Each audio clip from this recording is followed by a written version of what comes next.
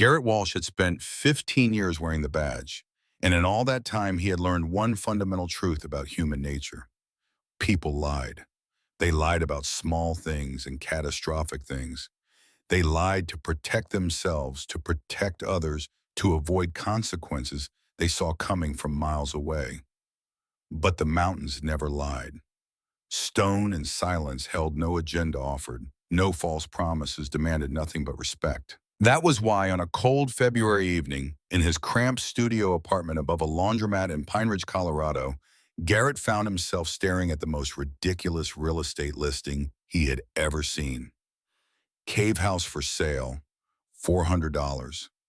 Remote location, fully built interior cabin, serious buyers only, $400. The price alone screamed scam desperation or something far stranger. Houses did not cost $400, not even condemned ones, not even shacks rotting in forgotten valleys, and certainly not properties with the words fully built anywhere in the description. Garrett leaned closer to his laptop screen, squinting at the photos attached to the listing. Each image looked like a frame from some art house film about isolation. A wooden cabin tucked impossibly deep inside a massive cavern. A stone chimney rising toward natural fissures in the rock ceiling. Patches of daylight spilling through cracks overhead, illuminating rough-hewn walls and a hand-carved door that looked older than memory itself. The cabin appeared both ancient and eerily well-maintained, as if someone had poured care into it before vanishing without explanation. Garrett scrolled through the gallery again. 5 photos total, no exterior shots, no landscape context. Just the cabin suspended inside that vast stone chamber, lit by fractured sunlight that seemed almost theatrical in its placement. Something about the images tugged at him. Not curiosity, something deeper, a wordless pull he could not quite name. The place looked like exactly what he needed, a refuge, a space where the past could not follow, where the voices in his head might finally grow quiet. Garrett glanced at Kodiak sprawled on the threadbare rug near the radiator. The German shepherd lifted his head, ears rotating forward as if sensing his partner's shift in mood. 5 years they had worked together. 5 years of tracking suspects through dense forests, searching collapsed buildings for survivors, finding missing children before hypothermia claimed them. Kodiak had saved Garrett's life twice. Garrett had returned the favor once. That kind of bond did not break easily. "What do you think, Cody?" Garrett asked softly. $400 for a cave. Too good to be true. Kodiak's tail thumped once against the floor. Non-committal. The dog had opinions, but he saved them for moments that mattered. Garrett returned his attention to the screen and clicked the contact button. His finger hovered over the keyboard for a long moment before he typed a simple message. "Is this listing legitimate, available for viewing this week?" He hit send before he could second-guess himself, then closed the laptop and walked to the small kitchenette to make coffee he did not want. Outside, snow had begun falling again, tiny flakes drifting past the window, like ash from some distant fire. Pine Ridge was a small town, population 8,000, tucked into the Rockies, far enough from Denver that tourists rarely bothered. It was the kind of place where everyone knew your name, your business, and your mistakes. Garrett had made plenty of mistakes. His phone buzzed 10 minutes later. An email. Already. Cash only. No negotiation. Meet at Black Ridge Trail entrance tomorrow, 9 a.m. I will guide you to the property. No name, no signature, no pleasantries. Garrett read it 3 times, searching for red flags beyond the obvious. Black Ridge Trail was real. He had hiked it twice during its first year in Pine Ridge. Remote steep, rarely used except by serious outdoorsmen. If someone wanted to lure a cop into the wilderness to rob him, that trail would work. If someone genuinely wanted to sell a cave house for $400, that trail would also work. Garrett typed a response. I will be there. He did not sleep well that night. Dreams came in fragments. Stone walls pressing close. Voices calling from underground. A child's laughter echoing through darkness before dissolving into screams. He woke at 5:30 with sweat cooling on his skin and Kodiak's cold nose pressed against his hand. Yeah, Garrett muttered, scratching behind the dog's ears. I know. Bad night. Kodiak leaned into the touch, a low whine vibrating in his chest. The dog always knew. By 8:45, Garrett had loaded his truck with a duffel bag containing a flashlight, rope bottled water, a first aid kit, and his service weapon. He told himself the gun was precaution, not paranoia. Told himself this was just due diligence, the same care he would take with any unfamiliar situation. Kodiak rode in the passenger seat, head out the window despite the freezing wind, ears flapping, as they climbed the winding mountain road toward Black Ridge Trail. The further they drove from town, the quieter Garrett's mind became. No radio chatter, no dispatch calls, no colleagues asking questions he did not want to answer. Just the hum of the engine and the whisper of tires on asphalt dusted with fresh snow. The trailhead parking lot was empty except for a single vehicle, a rusted Chevy pickup from the early 90s primer, gray one headlight missing. A man stood beside it, thin as a scarecrow, wearing a canvas jacket too large for his frame. He looked 70, maybe older, with skin like crumpled parchment and eyes that would not hold still. Garrett parked and climbed out slowly, keeping his movements deliberate and unthreatening. Kodiak hopped down beside him, immediately scanning the surroundings with professional intensity. You the buyer? The old man asked. His voice rasped like sandpaper on wood. Garrett Walsh. This is Kodiak. The man's gaze flicked to the dog, then away, as if the sight made him uncomfortable. Got the cash? I do, or I see the property. Fair enough. The man pulled a crumpled envelope from his jacket and held it out. Deeds in here, handwritten but legal. Had it notarized 15 years back when I inherited the place. Garrett took the envelope but did not open it. You inherited a cave. My uncle's place. Lived there 40 years. Died there too. The man's hands trembled slightly as he shoved them into his pockets. Never went back after we buried him. Don't want to. You can have it. Why $400? The old man's jaw worked silently for a moment, as if chewing words he could not quite spit out. Because I want it gone from my name. Because nobody in their right mind would pay more. Because that place... He trailed off, shaking his head.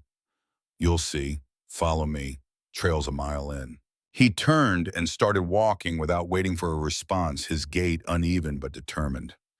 Garrett exchanged a glance with Kodiak.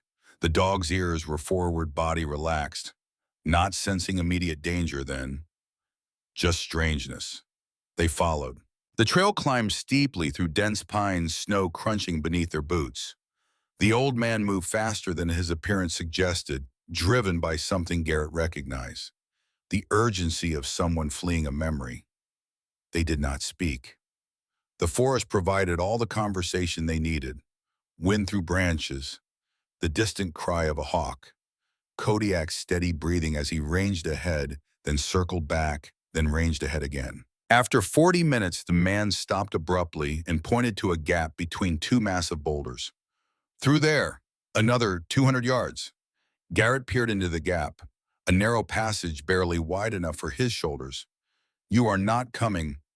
No. The word came out flat and final. $400, cash. Then I am done. Garrett studied the man's face. Fear lived there, etched deep. Not fear of Garrett, fear of what lay beyond those boulders. Against his better judgment, Garrett pulled 400s from his wallet and held them out. The old man snatched them with shaking fingers, stuffed them into his jacket, and walked away without another word. No handshake, no bill of sale beyond the envelope, no eye contact. Garrett watched him disappear down the trail, then looked at Kodiak. Well, that was not ominous at all. Kodiak sneezed his version of agreement and squeezed through the gap between the boulders. Garrett followed the stone cold against his shoulders as he edged sideways. The passage opened after 20 feet into a wider trail, this one clearly man-made, carved into the mountainside with deliberate effort. Someone had spent months, maybe years, chiseling a path through solid rock. The trail curved upward, then abruptly downward, descending into shadow. Garrett pulled out his flashlight. The beam illuminated rough walls, narrowing into what looked like a natural fissure. He could hear water dripping somewhere in the darkness ahead. Kodiak moved forward confidently, nose working overtime, cataloging scents invisible to human senses. Then the passage opened. Garrett stopped breathing. The cavern was enormous, cathedral vast. The ceiling soared 50 feet overhead, pierced by natural shafts that allowed thin columns of daylight to spill down like spotlights on a stage. The air felt different here, cooler, heavier, ancient. And there in the center of the cavern floor sat the cabin. It looked exactly like the photos, but photographs could not capture the sheer impossibility of it. A log structure, maybe 20 by 15 feet, with a pitched roof and a stone chimney. Whoever had built it understood craftsmanship. The logs fit together with precision, the chinking still intact. A single window faced the cavern entrance, glass remarkably unbroken. The door, carved from a single massive plank, stood closed but not forbidding. Sunlight fell across the cabin's roof in angled shafts, illuminating dust motes that drifted through the air like snow in a paperweight. The whole scene felt staged, unreal, like walking into a painting someone had forgotten to finish. Garrett took 3 steps forward and stopped. Kodiak had frozen mid-stride, one front paw lifted, body rigid. The dog's hackles rose slowly, a wave of tension rippling along his spine from shoulders to tail. His ears flattened against his skull. A low growl rumbled in his chest, barely audible but unmistakable. "Cody, what is it?" The German shepherd did not move, did not look at Garrett. Every ounce of his attention focused on the cabin with laser intensity. This was not his alert posture for drugs or explosives. This was something else. Recognition, maybe. Or warning. Garrett's hand drifted toward his weapon.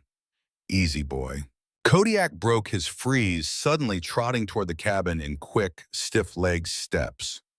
Not aggressive, cautious. The way he moved when approaching a suspect who might bolt, or a situation that could turn violent without warning. He reached the cabin door and pressed his nose against the wood, inhaling deeply. Once. Twice. Then he backed up 3 steps and sat, ears still, flat, eyes locked on the door. Garrett approached slowly. The cabin smelled of old wood and stone dust, but underneath that, something else. Something lived in, not afresh but not decades old either. Recent enough to leave traces. He reached for the door handle, a simple iron latch, and pushed. The door swung inward with a creak that echoed through the cavern like a scream. Inside the cabin was surprisingly intact.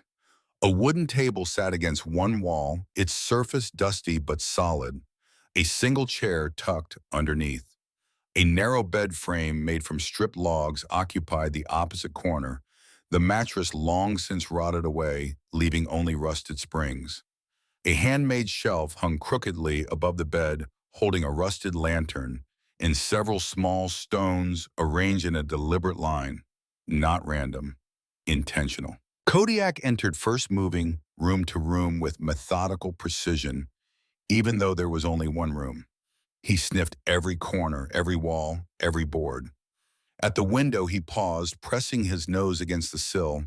His ears twitched, not flattened anymore, but rotating, listening for sounds Garrett could not hear. Garrett scanned the interior with a cop's eye, cataloging details. The floorboards showed faint pathways where feet had walked repeatedly. Dust coated everything, but not evenly. Some areas were thicker than others, as if disturbed and then left to settle. The walls were uneven logs, dried but sturdy, chinked with some kind of primitive mortar that had mostly held. Then Garrett noticed something that made his stomach tighten. The dust patterns on the floor did not make sense.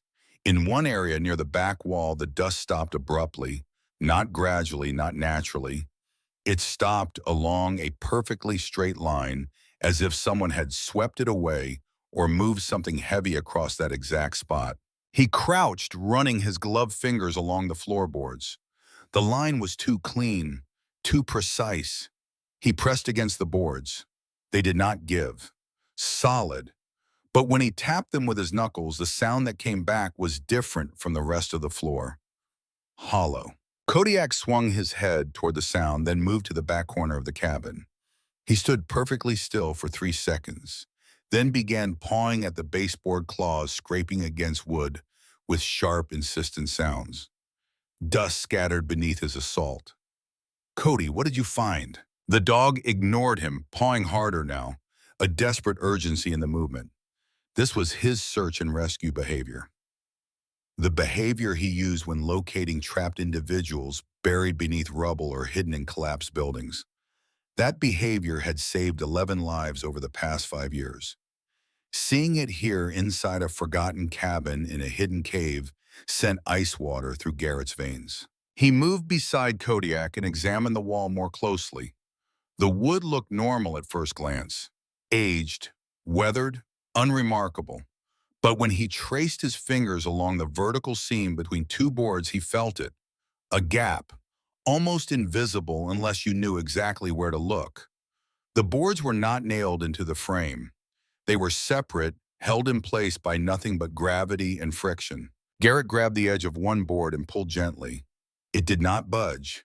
He pulled harder. Nothing. Then he braced his boot against the wall and yanked with both hands. The board came free with a sudden crack that made Kodiak bark once sharp and loud. Behind it, darkness yawned open. Not a wall, a space, a hollow cavity running behind the entire back section of the cabin. Garrett's heart hammered against his ribs. He pulled away 2 more boards, widening the opening until he could shine his flashlight inside. A room, not a cavity, a deliberately constructed chamber hidden behind false walls. The beam of his flashlight swept across rough stone walls, a dirt floor, a low ceiling, barely 5 feet high. And in the center of that hidden space, the unmistakable signs of habitation. A makeshift bed, torn blankets piled over flattened cardboard boxes, candle stubs melted directly onto the rock floor, their wax pooled in hardened puddles. A metal cup lying on its side. A plastic water bottle, empty, label faded but still readable. Someone had lived here, hidden behind the cabin wall in a space no bigger than a closet, hidden from the world, from searchers, from anyone who might have come looking. Kodiak squeezed through the opening without hesitation, his body language shifting into full search mode.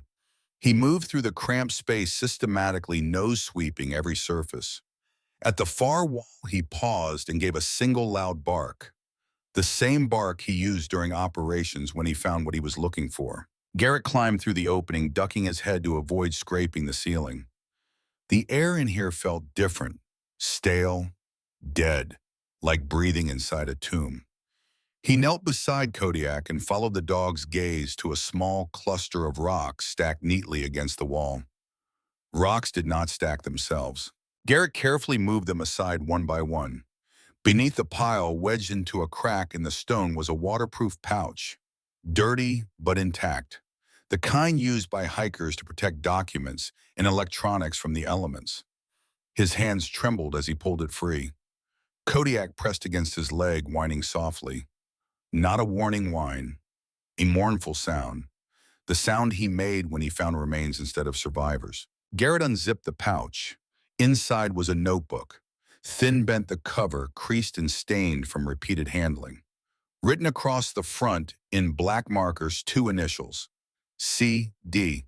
He opened to the first page. The handwriting was small, cramped, uneven. The words of someone writing in poor light or with shaking hands, or both. If anyone finds this, it means he came back. I don't know how long I have left. Maybe hours, maybe none. Garrett's chest constricted. He turned to the next entry, dated 3 years earlier. I can't stay near town. They're still looking for me. They know I know the truth. Another page. The handwriting shakier now. I heard voices last night. They were close. I think they found the trail again. I have to be more careful. I have to stay hidden. The entries continued, scattered across weeks, then months. Some confident, some barely legible. The story they told emerged in fragments. Someone running, someone hiding, someone terrified of being found. Then Garrett reached a page that stopped him cold. He works with the police. He can't be trusted. I overheard him on the radio. He said I'd never be found alive. Kodiak growled, a deep rumbling sound that started low in his chest and built into something almost feral. His lips pulled back from his teeth. His entire body went rigid. Garrett looked at his partner. You recognize something, don't you? A scent. A memory. The dog's growl intensified. He was staring at the notebook in Garrett's hands with an expression Garrett had never seen before. Not fear, rage, and beneath that something heartbreaking. Grief. Garrett flipped to the back of the notebook. Several pages had been torn out, the edges ragged and fresh compared to the weathered paper around them. Someone had removed evidence. Recently. The final entry scrawled so deeply into the page it nearly punctured through read simply, "Don't trust him." Garrett closed the notebook slowly, his mind racing. C.D. Who was C.D.? A runaway, a victim, someone running from a corrupt cop. He looked around the hidden chamber again with fresh eyes, the tally marks scratched into the stone wall, the careful arrangement of the candles, the way the blankets had been folded despite their filth. This was not the desperate scramble of someone fleeing in panic. This was survival, organized, determined, long-term. Someone had lived here for months, maybe longer. Hidden behind false walls inside a cabin, inside a cave on a trail most people had forgotten existed, and that someone believed the threat came from inside law enforcement. Kodiak moved to the opening leading back to the main cabin, then stopped and looked over his shoulder at Garrett. His message was clear. We need to leave. We need to tell someone. But Garrett did not move. He stared at those two initials carved on the beam above the hidden chamber's entrance, barely visible in the flashlight's glow. C.D. 3 years ago. His mind churned through possibilities, connections, half-remembered case files from before his time in Pine Ridge. Missing persons, unsolved disappearances, cold cases that had been closed without explanation. Then it hit him like a fist to the gut. 3 years ago, a case that had haunted the department for exactly 72 hours before being shut down without warning. A teenage girl, brilliant, observant, disappeared without a trace on her way home from school. The official report said runaway. The lead investigator said no evidence of foul play.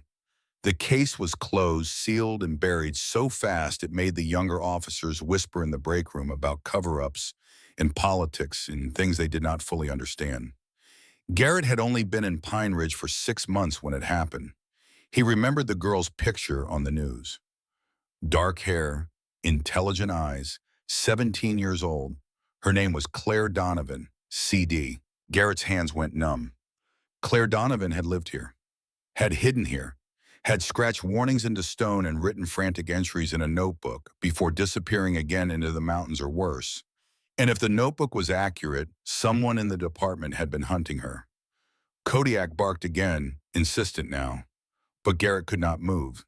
He was staring at the notebook, at the words she had left behind, at the truth she had tried so desperately to preserve. He works with the police. Don't trust him. Garrett swallowed hard against the knot forming in his throat. Kodiak's earlier reaction to the scent made horrible sense now. 3 years ago, the department had organized search parties for Claire Donovan. K-9 units had been deployed. Kodiak had been part of those searches, tracking her scent into the mountains following trails that led toward this exact area before the search was called off. The dog remembered. Of course he remembered. He had tracked this girl. He had found her trail. And then someone with authority had ordered the search terminated. Garrett stood slowly, the notebook clutched in one hand, his flashlight in the other. This was evidence. This was proof that Claire Donovan had not run away. She had been running from something, from someone, from a threat she believed wore a badge. He needed to report this, needed to bring this to the department, needed to reopen the case that should never have been closed. But something held him back, a whisper of doubt, a question he could not quite shake. If Claire Donovan believed she could not trust someone in the police, and if that notebook was accurate, then who could Garrett trust? He looked at Kodiak, still standing alert by the opening waiting for orders. The dog trusted him. That would have to be enough. Come on, Cody. We have work to do. But as Garrett climbed back through the opening into the main cabin, the weight of what he had found pressed down on him like the mountain itself. Somewhere in this town, someone with power and authority had buried a 17-year-old girl's cry for help, had closed a case that should have shaken the entire department. And if the notebook was right, if the warnings carved into stone were accurate, that same someone might still be watching. Garrett stepped out of the cabin into the vast silence of the cavern. Shafts of dusty sunlight still fell through cracks overhead, illuminating nothing and everything. The $400 in his wallet suddenly felt like blood money, payment for a secret someone else had been desperate to sell. He looked down at Kodiak. The dog's ears were forward again, his body relaxed. No immediate danger, just the weight of history and the echo of a girl's voice calling across 3 years of silence. Garrett tucked the notebook inside his jacket close to his heart and began the long walk back towards civilization, toward his truck, toward a decision he was not sure he was ready to make. Because if he brought this evidence forward, if he demanded the Claire Donovan case be reopened, he would be calling someone in his own department a liar. Or worse, a killer. Garrett sat in his truck outside the trailhead for 20 minutes before he could bring himself to touch the radio. Kodiak sprawled across the passenger seat, head resting on crossed paws, watching his partner with patient eyes that seemed to understand the weight of hesitation. The notebook sat on the dashboard between them, its water-stained cover a silent accusation. Every instinct Garrett possessed screamed at him to take this evidence straight to the department. Protocol demanded it. Justice demanded it. But Claire Donovan's handwriting kept echoing in his mind. He works with the police. He can't be trusted. Those words changed everything. If she was right, if someone in the department had actively hunted her 3 years ago, then walking through those doors with her notebook might be the last mistake Garrett ever made. Might be the last chance anyone had to uncover what really happened to Claire Donovan. But he needed information, needed to confirm his suspicion that CD was Claire, needed to know who had led the original investigation, who had closed the case, who had ordered the search teams to stand down when they were getting close. Garrett reached for the radio mounted beneath his dashboard and clicked it on. Static hissed through the cab. He adjusted the frequency to dispatch and pressed the transmit button. Dispatch, this is Officer Walsh. I need information on a missing persons case. Initials CD, approximately 3 years ago. Can you pull that file? The response came within seconds. Linda Chen's voice, the day shift dispatcher who had worked the desk for 15 years and knew every case number by heart. Copy that, Walsh. Give me a minute. Garrett waited, watching snow begin to fall again outside the windshield. Fat flakes drifting down through pine branches, silent and inevitable. Kodiak shifted on the seat ears, rotating toward the radio as if he could hear something Garrett could not. The radio crackled, but it was not Linda's voice that came through. Officer Walsh, this is Sheriff Pierce. Garrett's hand tightened on the radio. Vernon Pierce, 50 years old, 28 years on the force elected sheriff, 6 years running. A man who commanded respect through presence alone, whose word carried the weight of absolute authority in Pine Ridge and every surrounding county. Sheriff, Garrett said carefully, I was just requesting information on a cold case. I know what you requested. Pierce's voice came through clipped and cold. And I'm telling you to leave it alone. That case is closed. Garrett frowned. He had not mentioned which case, had not given a name, just initials and a time frame. Sir, I didn't specify which case I was referring to. Silence stretched across the airwaves for 3 seconds. 4, 5. When Pierce spoke again, his tone had shifted into something harder. Something that made the hair on Garrett's neck stand up. Officer Walsh, I'm going to say this once. Drop it. The case you're digging into is old, irrelevant, and thoroughly investigated. There's nothing there for you to find. Do you understand? Kodiak's head lifted off his paws. The dog stared at the radio with sudden intensity, lips pulling back from his teeth in a barely audible snarl. His hackles rose slowly along his spine, the fur standing up in a ridge from shoulders to tail. Garrett had never seen Kodiak react to a voice over the radio before. Dogs did not typically respond to electronic sound with aggression. But Kodiak was not reacting to the sound itself. He was reacting to recognition, to memory, to something deeper than simple audio.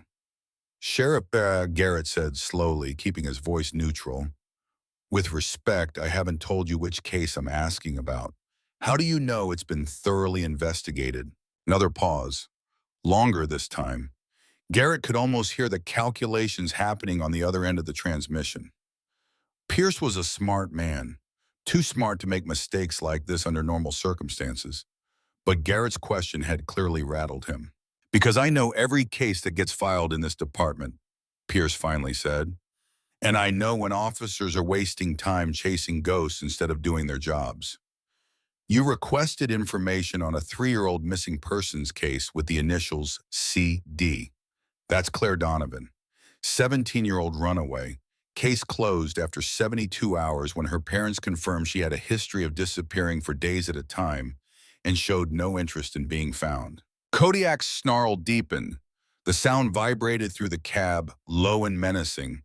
His eyes never left the radio. "Easy, Cody," Garrett murmured, but his own pulse was hammering now. Pierce's explanation was smooth, rehearsed even, but it did not match the fear in Claire's notebook. Did not explain why she had carved warnings into stone or why she believed someone wanted her dead. "Understood, Sheriff," Garrett said. "I was just curious. I'll drop it." "See that you do." Pierce's voice softened, slightly sliding back into the authoritative but paternal tone he used with younger officers. "And Walsh, if you're looking for something to do, there's a shoplifting case at the Safeway that needs a statement. Real police work, not cold cases that'll lead nowhere." The radio clicked off before Garrett could respond. He sat motionless, hands still gripping the transmit button, while Kodiak continued to growl at the silent radio. The dog's reaction confirmed what Garrett's gut had been screaming since the moment Pierce's voice came through. Kodiak recognized that voice, remembered it, and whatever association the dog had with Vernon Pierce's voice, it was not positive.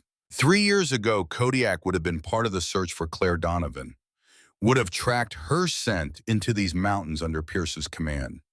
And at some point during that search, something had happened that made the dog associate Pierce's voice with threat, with danger, with something worth snarling at through layers of time and electronic distortion. Garrett released the transmit button and picked up the notebook again. He flipped to the entry that had stopped his heart the first time he read it. "I overheard him on the radio. He said I'd never be found alive." Radio, not phone, not in person. Radio. Which meant Claire had been close enough to a police frequency to eavesdrop on transmissions. And she had heard someone, a man, discussing her disappearance in terms that made it clear he did not want her found, did not intend for her to survive. Garrett's mind raced through the implications. If Pierce had been leading the search, he would have been on the radio constantly, coordinating teams, issuing orders, communicating with dispatch. And if Claire had managed to get hold of a scanner, or if she had been close enough to overhear radio chatter from a search team, she would have heard his voice, would have heard him saying things he thought were private. Things like, "She'll never be found alive." Kodiak finally stopped growling, but he did not relax. He sat upright on the seat, staring at Garrett with an expression that conveyed urgency more clearly than words ever could. They both knew what came next. Protocol said report to your superior. Common sense said do not trust the man who just ordered you to drop an investigation before you even started it. Garrett started the truck. "We're going to the station, Cody, but we're not talking to Pierce." The department's records room sat in the basement of the Pine Ridge Police Station, a converted coal cellar from when the building had served as the county courthouse in the 1920s. Access required a key card which every sworn officer possessed, and a legitimate reason which Garrett was about to fabricate. He waited until 3 in the morning when the station ran on a skeleton crew. One dispatcher, one patrol officer on graveyard shift, currently out on a domestic call across town. And Garrett, who had volunteered to cover desk duty for a colleague who wanted the night off for his daughter's birthday. The building was quiet. Fluorescent lights hummed overhead, casting everything in sickly yellow. Garrett descended the concrete stairs to the basement with Kodiak at his heel, moving silently despite his size. The dog knew when stealth mattered. The records room door opened with a soft beep when Garrett swiped his card. He slipped inside and closed it behind them, clicking on a small desk lamp instead of the overhead lights. The room smelled of paper and dust and the faint chemical tang of aging ink. Metal filing cabinets lined 3 walls organized by year and case type. Garrett moved to the section marked missing persons and ran his finger along the labels. 2023, 2022, 2021, 3 years ago. He pulled open the drawer and flipped through files until he found it. Donovan Clare, case number 2, 1-MP-047. The folder was thin, much too thin. A missing teenager should have generated dozens of pages. Witness statements, search grid maps, interview transcripts, evidence logs, photos. But when Garrett opened the folder, he found a single sheet of paper. A case summary, nothing more. Name Claire Donovan, age 17, last seen March 14th, 2021, walking home from Pine Ridge High School. Reported missing by parents March 14th, 2021, 11:47 p.m. Investigation status closed. Reason runaway. Investigative notes. Parents confirmed history of running away. No evidence of foul play. Subject has no interest in being found. Case closed March 17th, 2021. At the bottom, a signature. Sheriff Vernon Pierce. Garrett stared at the page, his jaw clenched so tight his teeth ached. 72 hours. They had given a 17-year-old girl 72 hours before deciding she was not worth finding. And the only name on the closure report was Pierce. He turned the page over, searching for more. Nothing. But when he tilted the folder under the lamplight, he noticed something. The binder clips along the spine showed indentations where significantly more paper had once been attached. Someone had removed the bulk of this file, leaving only the bare minimum to maintain the appearance of proper procedure. Kodiak pressed his nose against the filing cabinet, sniffing with purpose. Then he moved to the corner of the room where older archives were stored in cardboard boxes and sat. Alert. Focused. Garrett followed and pulled down the box Kodiak had indicated. Inside were loose documents, misfiled reports. Things that had been purged from active records, but not quite destroyed. He sorted through them quickly, looking for anything related to Claire Donovan. Near the bottom, he found it. A photograph creased and torn at one corner as if someone had tried to remove it from the file and failed. The image showed a teenage girl with dark hair standing on a rocky outcrop, mountains rising behind her. Her eyes were wide, not with wonder, but with fear. Pure, undiluted terror. Garrett turned the photo over. On the back, written in the same cramped handwriting from the notebook, "He found me." His hand shook. Claire had written this, had somehow gotten this photo back into the file, or had left it where someone in the department would find it. A message. Proof that she had not run away. Proof that someone had been hunting her. Garrett pulled out his phone and photographed the picture front and back. Then he photographed the case summary with Pierce's signature. Evidence, documentation, insurance. As he returned the file to its drawer, Kodiak moved to the door and whined softly. A warning. Someone was coming. Garrett killed the desk lamp and pressed himself against the wall beside the door, hand instinctively moving to his weapon. Footsteps descended the stairs outside. Slow, deliberate. The kind of walk that belonged to someone who owned the building. The door opened. Light from the hallway spilled across the floor. A silhouette filled the doorway, broad-shouldered and unmistakable. Sheriff Vernon Pierce stepped inside and flipped on the overhead lights. For 3 seconds, neither man moved. Pierce's eyes went from Garrett to the open filing cabinet to Kodiak sitting at attention in the corner. His expression did not change, but something shifted behind his eyes. Calculation, assessment, decision. Working late, Walsh? Pierce's voice was calm, conversational even. Couldn't sleep, Garrett said. Thought I'd familiarize myself with some old cases. The Donovan case specifically. It was not a question. Garrett did not bother denying it. Yes, sir. Pierce nodded slowly and stepped further into the room, letting the door close behind him. The click of the latch sounded unnaturally loud. I thought I made myself clear on the radio. That case is closed. You did make yourself clear. And yet here you are digging through files that don't concern you.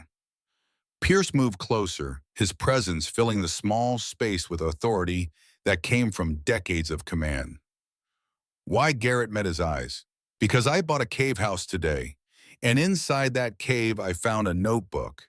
And that notebook tells a very different story than the one in this file. Pierce's jaw tightened, just a fraction, just enough. What kind of notebook? The kind written by a 17-year-old girl who was running for her life.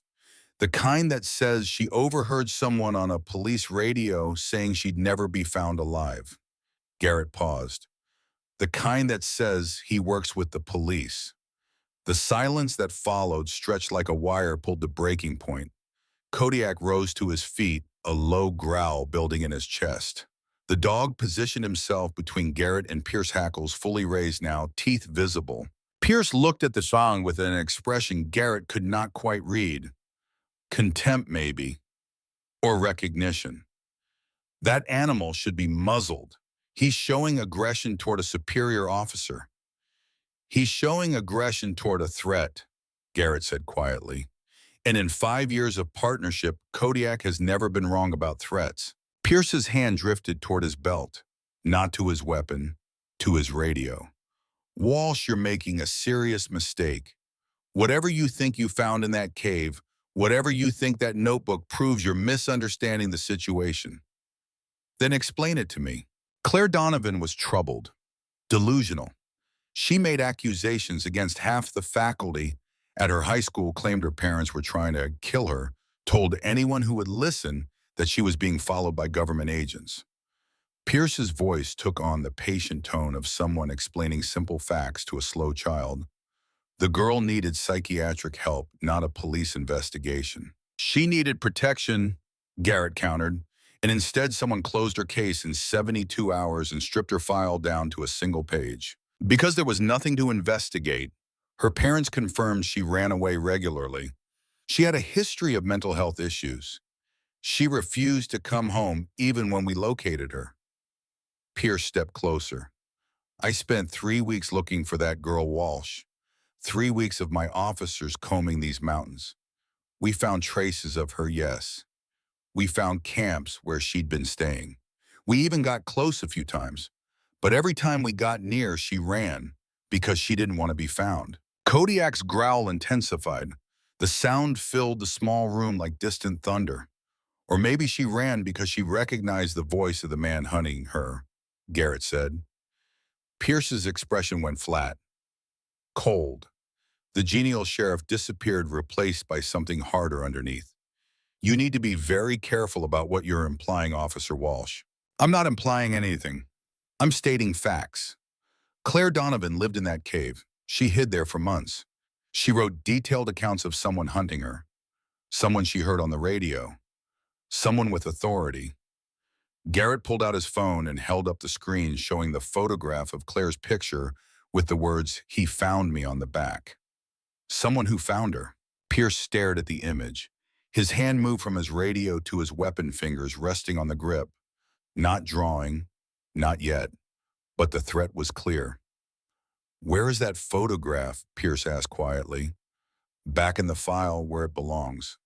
And the notebook. Safe. You're going to give me both, right now.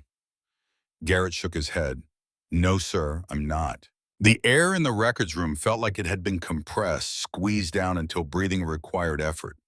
Kodiak moved forward half a step, placing himself more directly between the two men. His growl had become constant now, a rumbling warning that preceded violence. Pierce's hand tightened on his weapon. Stand down, Walsh. That's a direct order. I can't do that. You're interfering with a closed investigation. You are making accusations against a superior officer without evidence. You're refusing a direct command. Pierce's voice dropped into something colder than Garrett had ever heard from him. You're finished in this department, finished in law enforcement. I will bury you so deep you'll never work security at a shopping mall. Maybe, Garrett said, but Claire Donovan's story gets told either way. For 5 seconds, neither man moved. The overhead lights hummed. Somewhere in the building, a pipe clanged. Kodiak's growl continued its low, steady rhythm. Then Pierce's radio crackled. Sheriff Pierce, you there? We got a 1050 on Highway 9. Possible fatalities need supervision. Pierce kept his eyes locked on Garrett as he keyed his radio. Copy, en route. He released the button and stepped back toward the door. This conversation isn't over, Walsh, not even close. I know. Pierce opened the door, paused, looked back. That cave you bought, it's not as isolated as you think. People know where it is, people who don't appreciate trespassers digging up the past. Is that a threat, Sheriff? It's friendly advice. The mountains can be dangerous, especially for people who don't know when to leave things alone. He left his footsteps receding up the stairs, fading into the building's ambient sounds. Garrett stood frozen until he heard the exterior door slam, until he heard Pierce's cruiser start and pull away. Then his knees nearly buckled. Kodiak pressed against his leg, whining softly. Not a warning anymore. Comfort. Support. The dog knew his partner was shaking. Garrett sank into the desk chair and put his head in his hands. He had just accused the sheriff of Pine Ridge of covering up a crime, had refused a direct order, had essentially ended his career. And based on Pierce's parting words, he might have made himself a target. But he thought of Claire Donovan's handwriting, the fear bleeding through every page, the warnings carved into stone. Don't trust him. She had been 17 years old, alone, hunted, and nobody had protected her. Garrett would not make that mistake. He pulled out his phone and scrolled through his contacts until he found the name he needed. Marcus Reeves, a detective in the Colorado Bureau of Investigation, someone Garrett had worked with on a joint task force 2 years earlier. Someone outside Pierce's sphere of influence. He typed a message. Need to talk. Urgent. Possible corruption case. Can't discuss over department channels. The response came within minutes. Call me. Now. Garrett left the records room, locked it behind him, and walked outside into the freezing pre-dawn darkness. Kodiak followed silently. They sat in Garrett's truck engine off, heater off, watching their breath fog in the cold air. Marcus answered on the first ring. Walsh, what's going on? Garrett told him everything. The cave, the notebook, Claire Donovan's case file, Pierce's reaction. The threat that was not quite a threat, but absolutely was. He spoke for 15 minutes without interruption. When he finished, Marcus was quiet for a long moment. Then, you're sure about this? I'm sure about what I found. I'm sure about what I read. I'm sure about how Pierce reacted. And you think Vernon Pierce, a sheriff with 28 years of clean service, covered up a missing persons case and possibly hunted a teenage girl? I think something happened 3 years ago that Pierce wanted buried. I think Claire Donovan stumbled onto something she wasn't supposed to see. And I think she's either still out there hiding or she's dead and Pierce knows exactly where. Another pause. What do you need from me? I need you to open an investigation. Quietly. I need someone looking into this who Pierce can't intimidate or silence. I can do that, but Walsh, you need to understand what you're asking. If you're wrong, if this turns out to be a troubled kid who ran away and Pierce was just doing his job, you'll never work in law enforcement again. Not in Colorado, not anywhere. I know. And if you're right, if Pierce is dirty, he's not going to let you walk around with evidence against him. You're a target now. I know that too, Marcus sighed. All right, send me everything you've got. Photos, copies, whatever you can document. I'll start making inquiries quietly. But you need to be smart about this. Don't go back to that cave alone. Don't confront Pierce again. And for God's sake, watch your back. Understood. And Walsh, that dog of yours, keep him close. Garrett looked at Kodiak, who was staring out the windshield toward the eastern horizon where dawn was just beginning to bruise the sky. Always, he ended the call and started the truck. But instead of going home, instead of following Marcus's advice to be smart and careful, Garrett found himself driving back toward the mountains, back toward Black Ridge Trail, back toward the cave, because something Marcus had said echoed in his mind, either still out there hiding or dead. Claire Donovan's final notebook entry had been dated 2 years ago. The supplies in the hidden room had looked recently used, and someone had left that food container outside the cave the night before. Someone who knew the location. Someone who might still be alive. The sun was rising when Garrett reached the trailhead. He grabbed his pack, checked his weapon, and started hiking with Kodiak leading the way. The dog moved with purpose, nose working overtime following a trail only he could detect. They reached the cave 90 minutes later. Everything looked exactly as they had left it.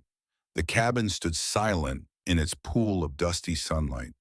The false wall still hung open where Garrett had pulled the boards free, but something was different. Kodiak stopped at this cave entrance, ears forward, body tense. Not aggressive, alert. The dog took 3 steps forward, then sat. His trained signal for human scent, recent human scent. Garrett's hand went to his weapon as he scanned the cavern. Nothing moved. No sound except the eternal drip of water somewhere in the darkness. But Kodiak did not give false alerts. Someone had been here. He approached the cabin, carefully, flashlight in one hand. Inside, the hidden room behind the false wall showed signs of disturbance. The blankets had been moved. The metal cup was in a different position. And on the dirt floor, pressed into the dust, was a footprint. Small, feminine, fresh. Garrett's heart hammered. He knelt and examined the print. Made within the last 12 hours, he estimated. Someone with a shoe size, maybe 7. Someone light enough that the impression was shallow. Kodiak pushed past him into the hidden room and immediately moved to the back wall, the one Garrett had not examined closely during his first visit. The dog pressed his nose against the stone, sniffing with frantic intensity. Then he began pawing at the rock claws, scraping. "What is it, Cody?" The dog barked once, sharp, insistent, his search and rescue signal. Garrett moved beside him and ran his hands over the stone wall. It felt solid at first, but when he pushed against one section, he felt the slightest give. Not solid stone. Individual rocks stacked together, held in place by nothing but weight and balance. He grabbed his pry bar from his pack and wedged it into a gap between 2 stones. The rock shifted. He pulled harder, muscles straining. One stone came free, then another, revealing darkness behind. A second chamber, hidden even deeper than the first. Garrett widened the opening until he could squeeze through Kodiak, slipping in beside him. His flashlight beam swept across a space slightly larger than the first hidden room. The walls were rough stone, natural, unfinished. The floor was dirt packed hard by years of footsteps. But what stopped Garrett cold was the wall directly ahead. Someone had carved into the stone with desperate force, letters gouged deep enough to last centuries. The message read, "Don't let him find me. He works with the police." Below that, in even larger letters, "Don't trust Pierce." Garrett felt ice water flood his veins. There it was. The name Claire had been too afraid to write in her notebook. The name she had only committed to permanent stone, hidden in a place she thought no one would ever discover. Vernon Pierce. Kodiak moved to the corner of the chamber, whining. He pawed at something half buried in the dirt. Garrett knelt beside him and brushed away soil. A badge. Metal. Tarnished but still readable. K9 unit. Pine Ridge Police Department. And below that, a name stamped into the metal.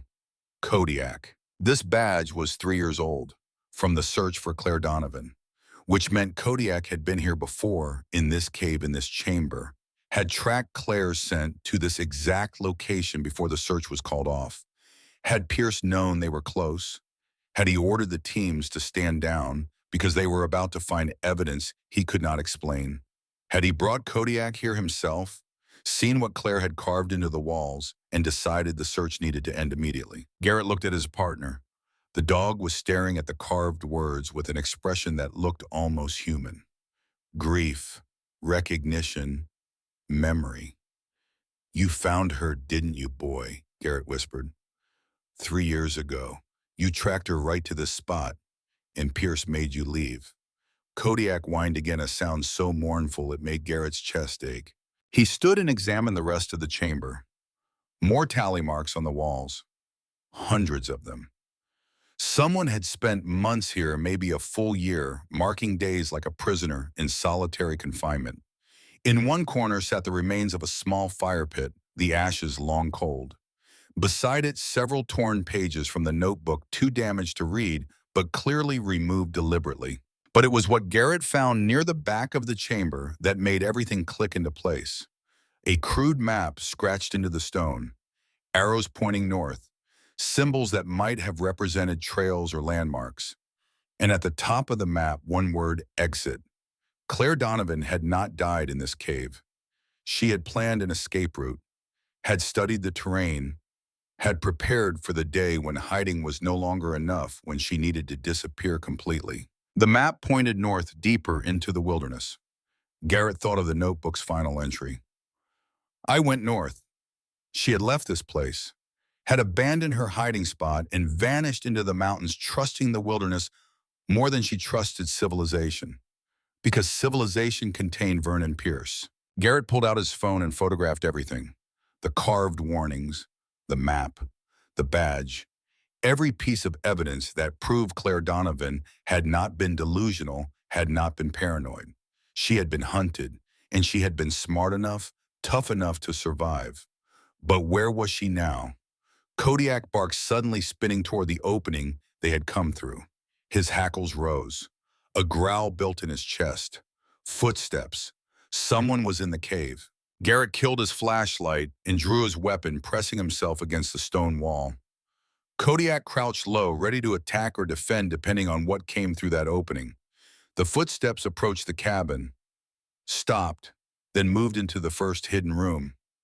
A voice called out, young, female, terrified. If someone's in here, please don't hurt me. I just needed food. Garrett's breath caught. He moved to the opening and shined his light through. A figure stood in the first hidden chamber, squinting against the sudden brightness. Thin, pale, wrapped in layers of torn clothing, hair hanging in tangled strands around a face that looked far older than its years.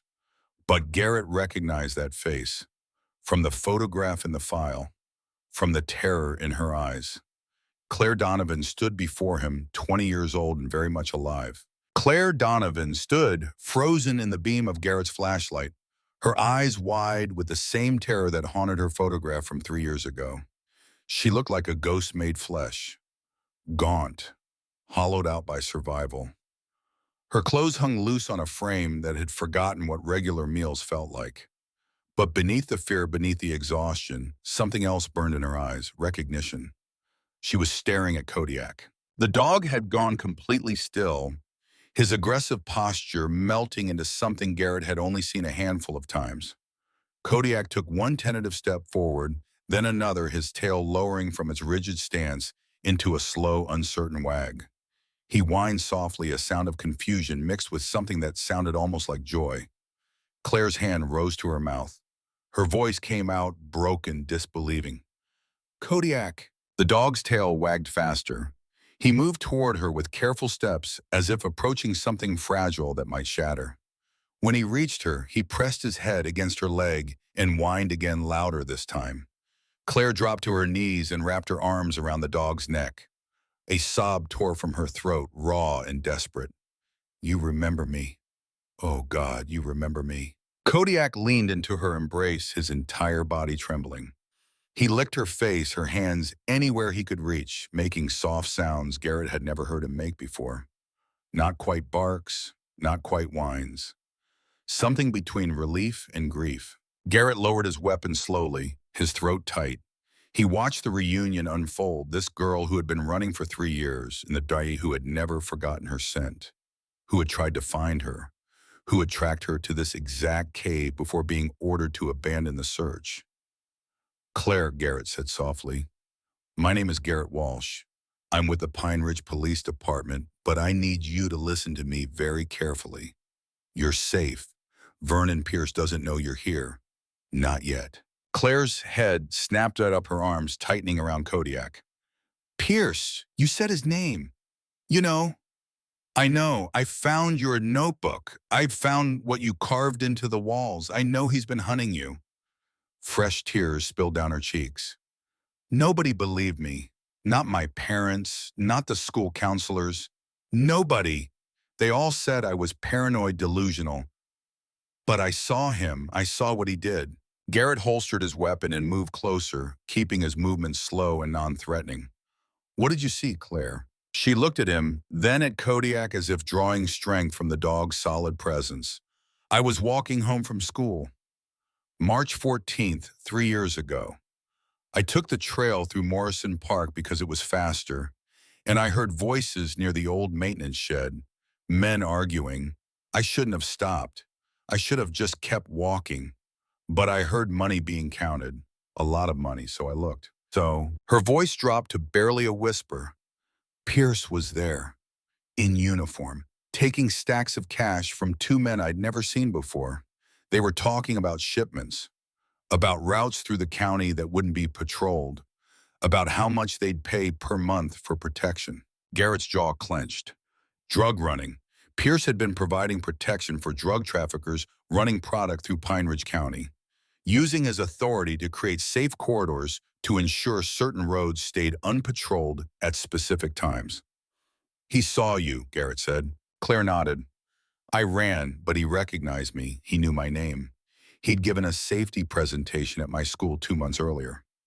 I heard him tell the other men to stay put, that he'd handle it, and I just ran. I ran all the way home and locked myself in my room and tried to convince myself I'd imagined it. But you hadn't. No, the next day Pierce came to my house, told my parents he'd heard I'd been in Morrison Park and wanted to make sure I was okay, that the park had been having problems with drug dealers, and he was concerned for my safety. He was so nice, so professional. But when my parents left the room, he looked at me and said, "You didn't see anything yesterday, did you, Claire?" And I knew. I knew if I said yes, I saw you taking money, I was dead. Kodiak pressed closer to her as if trying to shield her from the memory. So I lied, Claire continued. I said no, I didn't see anything, I was just passing through. And he smiled. But it wasn't a real smile, it was a warning. And that night I woke up to someone trying to open my bedroom window. I saw a shadow outside. Someone was testing to see if it was unlocked. You ran that night. Ran that? I grabbed my backpack, climbed out the bathroom window and ran.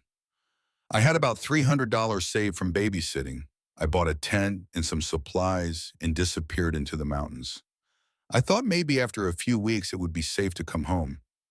I thought Pierce would forget about me. Her laugh was bitter broken. But he didn't forget. He organized search parties. He had K-9 units tracking me. I'd see helicopters overhead. I'd hear dogs barking, getting closer and closer.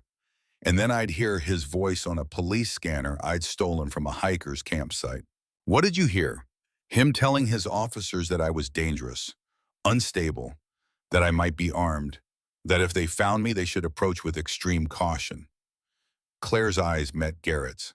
But I also heard him on a private channel, talking to someone, saying I'd never make it out alive, saying the mountains would take care of his problem, saying he just had to keep the search going long enough for nature to finish what he started. Garrett felt rage building in his chest, hot and tight. Pierce had not just covered up a crime, he had actively hunted a 17-year-old girl, had weaponized the entire department to track her down while planning to ensure she never survived to tell her story. I found this cave about 2 months in, Claire said. It was perfect, hidden, defensible. I carved those warnings into the walls because I thought if I died here, if Pierce finally found me and killed me, at least someone might discover the truth eventually. But he didn't find you. Kodiak did. She looked at the dog, her hand stroking his head. I heard the search teams getting close one day. Heard dogs barking. I hid in the second chamber, the one behind the rocks, and I waited. And then Kodiak came through. He found me, sat right in front of me and barked. Garrett watched his partner, understanding flooding through him. But he didn't attack you. No, he just sat there, looking at me. And I swear to God, it felt like he was trying to tell me something. Like he knew I wasn't dangerous. Like he knew I needed help. Claire's voice broke again. And then I heard Pierce's voice calling him back, ordering the teams to withdraw, saying the trail had gone cold. I heard him pull everyone out within 20 minutes, like he knew they were getting too close to something he didn't want found. Because Pierce had seen what Kodiak found, Garrett realized. Had followed the dog to this cave, had seen the warnings carved into stone, had realized that if other officers discovered this place, discovered Claire's testimony written on these walls, his entire operation would collapse. So he had killed the search. Had declared Claire a runaway with no interest in being found. Had buried the case so deep that 3 years later, the file contained only a single page. You stayed here, Garrett said. For how long? Almost 2 years. I survived on berries, fished small animals I could trap. I stole supplies from unattended campsites. I lived like an animal because it was better than being dead. She looked around the hidden chamber. But about a year ago, I realized I couldn't stay forever. I was getting weaker, sicker. So I started moving north, deeper into the wilderness. I've been living out there ever since, only coming back here sometimes when I need shelter or when winter gets too bad. You came back last night. Claire nodded. I saw lights down here yesterday, someone in the cave. I thought maybe Pierce had finally come to destroy evidence. But then I saw it was someone else, someone I didn't recognize. And I saw Kodiak. She buried her face in the dog's fur. I couldn't stay away. I had to see if it was really him. Garrett made a decision, one that would either save Claire Donovan or destroy them both. Claire, I need you to trust me. I know that's asking a lot. I know you have no reason to trust anyone wearing a badge. But I'm going to bring Pierce down. I'm going to make sure he pays for what he did to you. And I need your help to do it. She looked up at him with eyes that had forgotten how to hope. We're going to bring him here, to this cave. We're going to make him confess, and we're going to record every word. Claire's hands trembled. He'll kill us both. Not if we're smart, not if we have leverage. Garrett pulled out his phone and showed her the photos he'd taken. The carved warnings, the notebook, the badge. I've already sent copies of everything to the Colorado Bureau of Investigation. If anything happens to me, to you, to Kodiak, they'll come for Pierce. He knows that now. I confronted him last night. You what? I told him I found your notebook. I told him I knew he covered up your case, and he threatened me, warned me that the mountains were dangerous, that people who dig up the past tend to have accidents. Claire stood slowly, Kodiak rising with her. Then he knows you know, which means he's either going to run or he's going to come for you. I'm counting on the second option. Pierce is too arrogant to run. He thinks he's untouchable. He's convinced he can clean this up the same way he's cleaned up everything else for the past 3 years. Garrett met her eyes. But he doesn't know you're alive. He doesn't know you're here. And he doesn't know I have a witness who can testify to everything he's done. You want to use me as bait. I want to give you a chance to take your life back, to stop running, to make Pierce answer for what he did. Garrett's voice softened, but I won't force you. If you want to disappear again, if you want to keep hiding, I'll help you. I'll give you money, supplies, a head start. You don't owe me anything. You don't owe the system anything. Claire was quiet for a long moment, her hand resting on Kodiak's head. The dog looked up at her with absolute trust. Finally, she spoke. What do you need me to do? They spent the next 2 hours preparing. Garrett hiked back to his truck and retrieved equipment from his emergency kit. A small digital recorder, spare batteries, tactical flashlights, protein bars and water for Claire, who ate like she had not seen real food in weeks. While she ate, Garrett set up the trap. He placed the recorder in the second hidden chamber, concealed behind a rock where it would capture audio from the entire cave. He tested the placement 3 times, making sure the sound quality was clear. Then he positioned additional recording devices in the main cabin and the first hidden room. Redundancy. If Pierce found one, the others would still capture his confession. Claire watched him work with the wary eyes of someone who had learned to trust nothing and no one. But Kodiak stayed close to her as if the dog understood that she needed his presence more than Garrett did. And slowly, incrementally, some of the tension in her shoulders began to ease. "When Pierce gets here," Garrett said, "I need you to stay hidden. Don't come out until I say it's safe, no matter what you hear, no matter what happens." "Understood." "What if he hurts you?" "Then Kodiak will intervene, and you'll have the recording.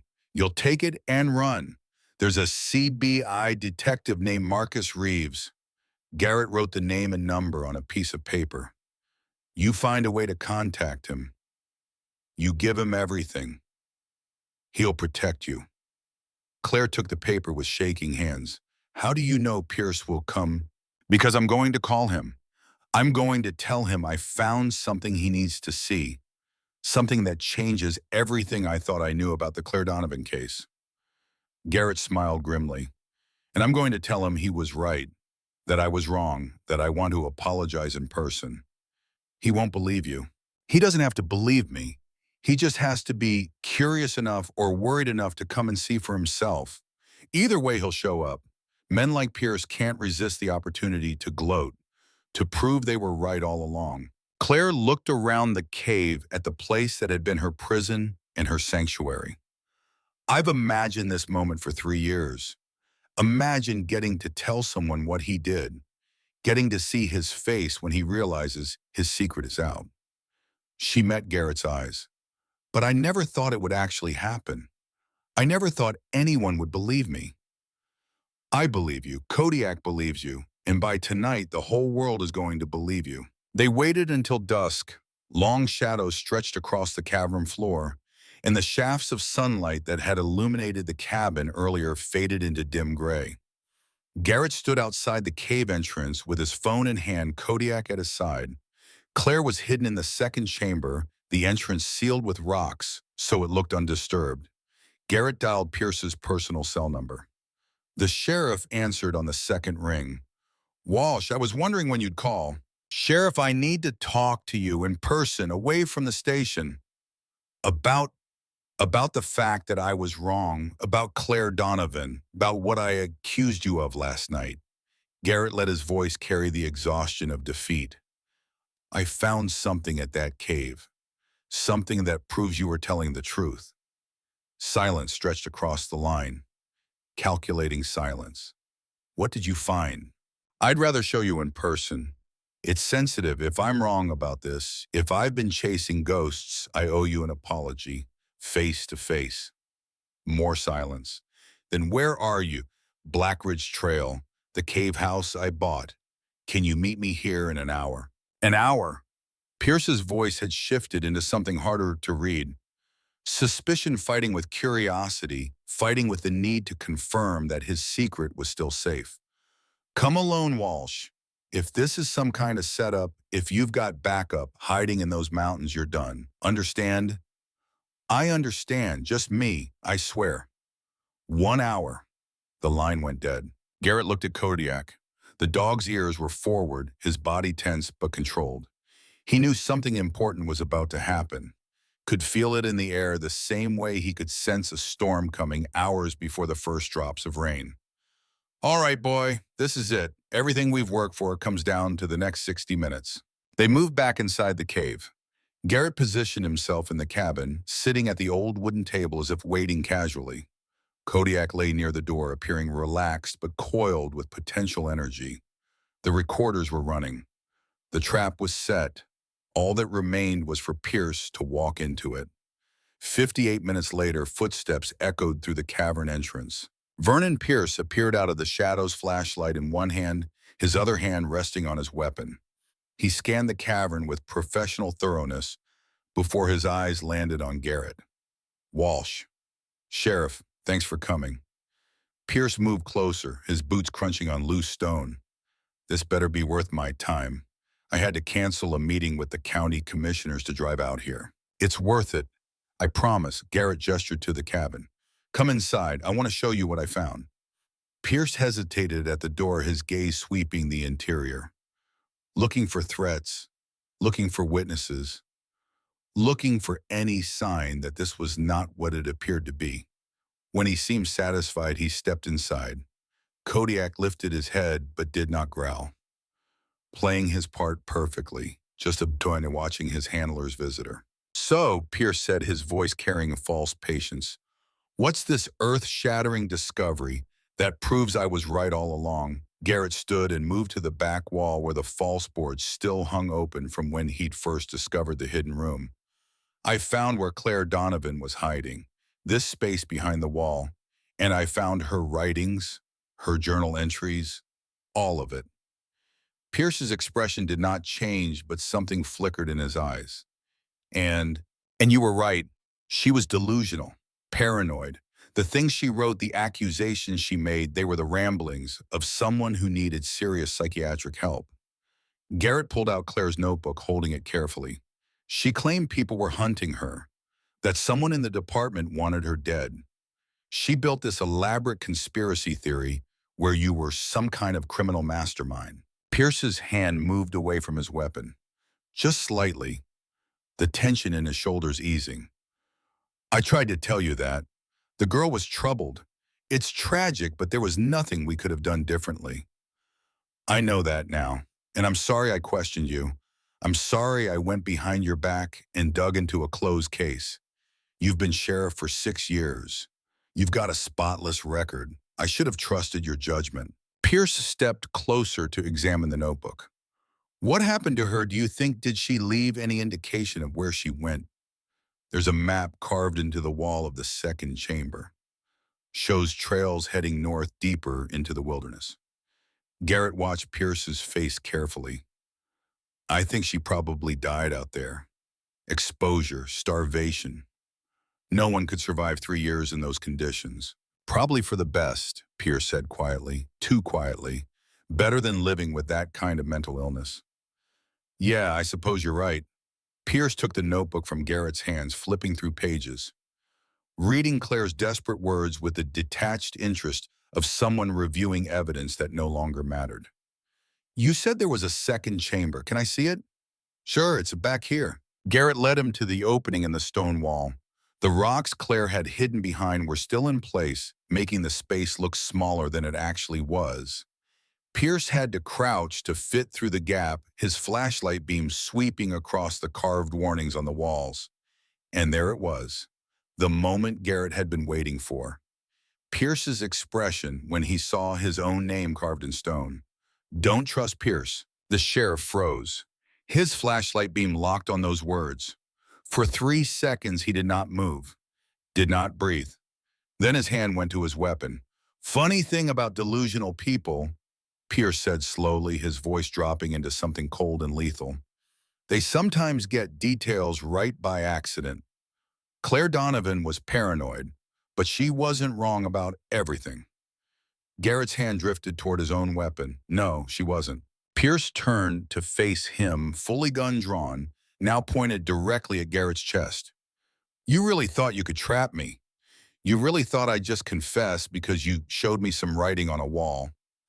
I thought you'd want to know that I understand now, that I know what Claire saw, that I know about the money you took from drug runners, about the protection you provided, about how you've been using your badge to build a criminal empire for the past 5 years. Pierce's jaw clenched.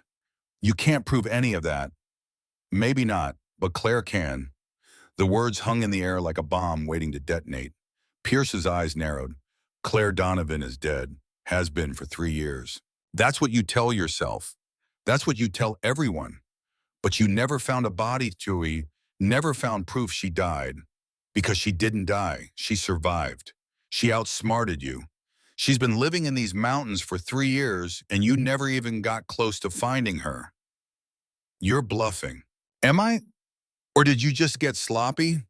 Did you call off the search too early because you were afraid Kodiak would lead the other teams right to this cave, afraid they'd see what she carved into these walls, afraid your whole operation would collapse if one teenage girl got to tell her story?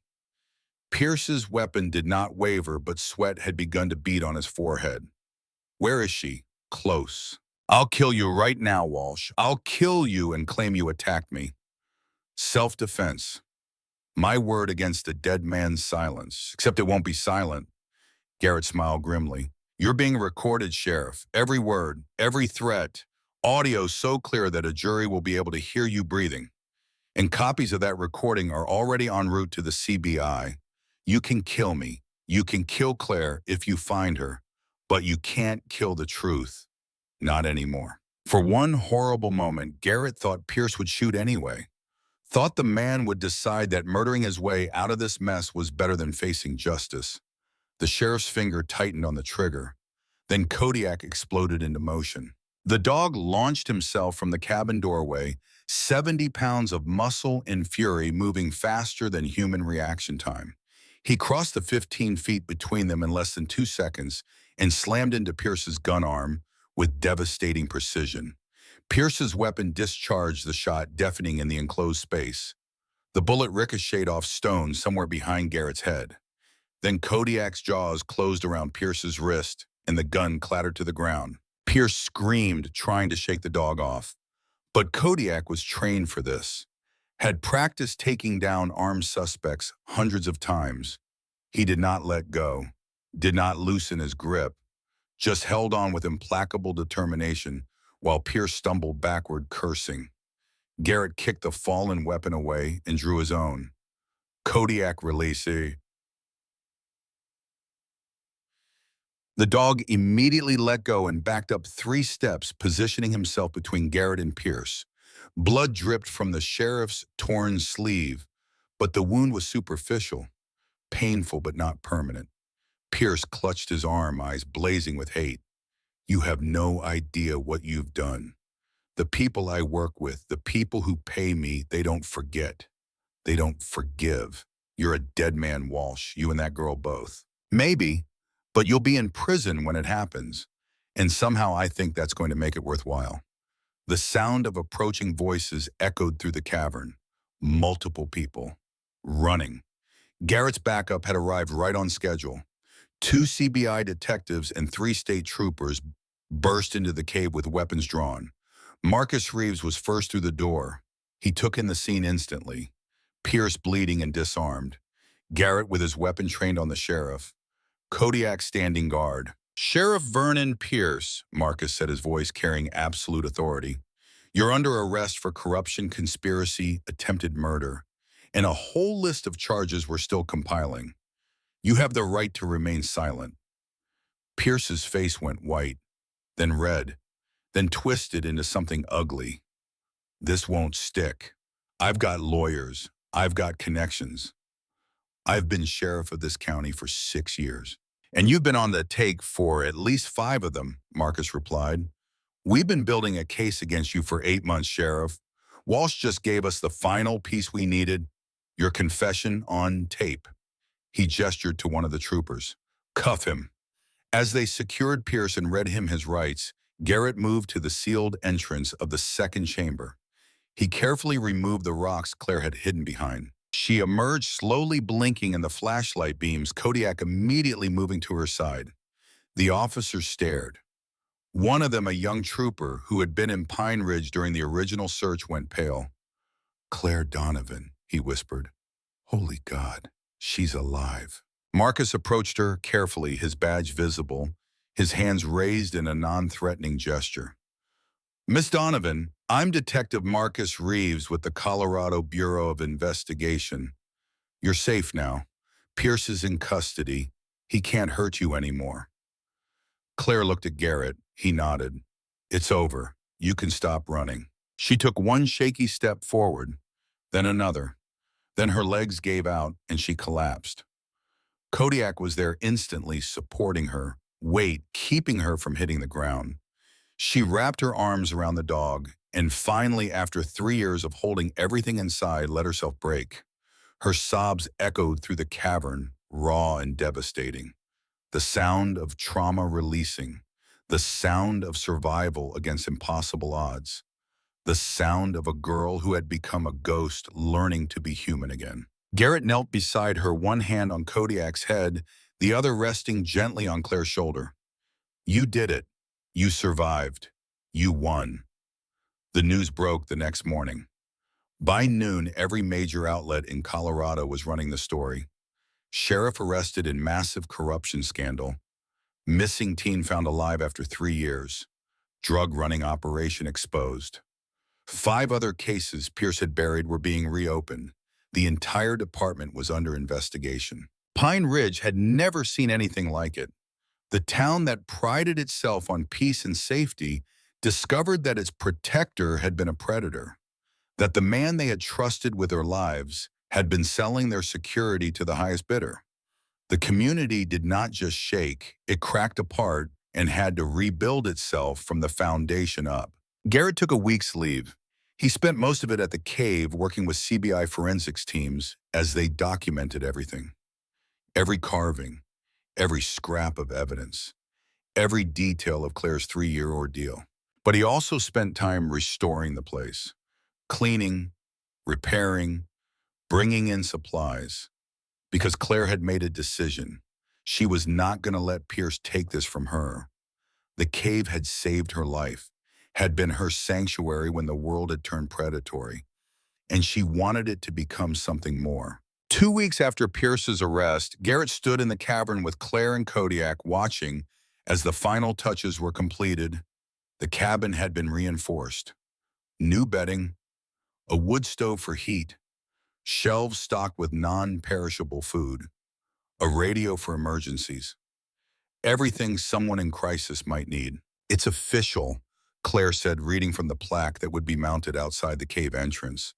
Claire's Haven, a sanctuary for those who need protection, managed by the Claire Donovan Foundation for Missing and Exploited Youth. Garrett smiled. You're really going to do this, run a nonprofit, help other kids like you. Someone has to. And I understand what it's like to have nowhere safe to go, to feel like the people who should protect you are the ones you need protection from. She looked at Kodiak, who sat between them with quiet dignity. Besides, I'll have help. The dog's tail wagged once. Garrett had officially transferred Kodiak's partnership from himself to Claire. The dog had earned retirement from active duty, and his new purpose, protecting the girl he had never forgotten, suited him perfectly. What about you? Claire asked. What happens to Officer Garrett Walsh now? I've been offered a position with the CBI. Marcus wants me on his task force investigating public corruption. Garrett looked around the cave one last time. Turns out there are a lot more people like Pierce out there, people who hide behind badges while doing terrible things. Someone needs to find them. You'll be good at it. You didn't give up on me when everyone else did. Kodiak never gave up on you. I just followed his lead. They walked out of the cave together into afternoon sunlight.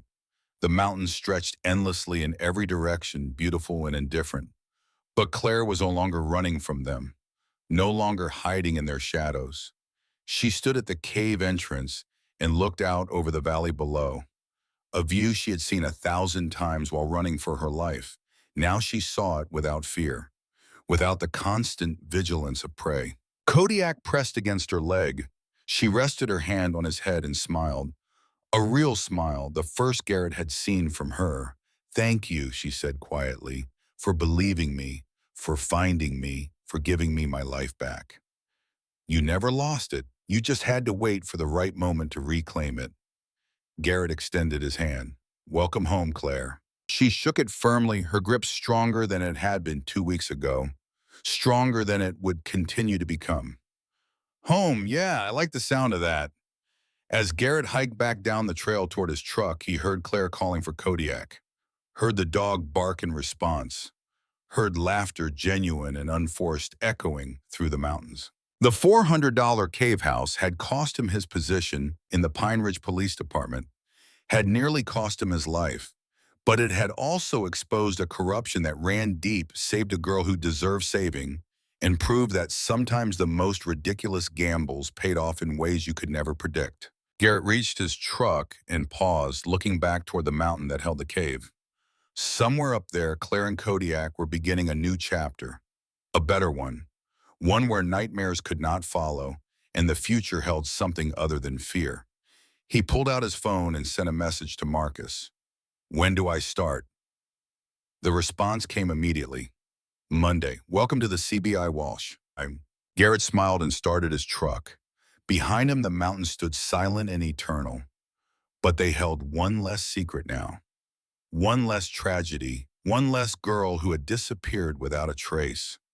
Claire Donovan had come home, and Vernon Pierce was going to spend the rest of his life remembering that the 17-year-old girl he had hunted, the witness he had tried to silence, the secret he had tried to bury, had survived long enough to destroy him. Justice was slow, but it was patient. And sometimes when you had a good boy and a stubborn cop and a girl too tough to die, justice won.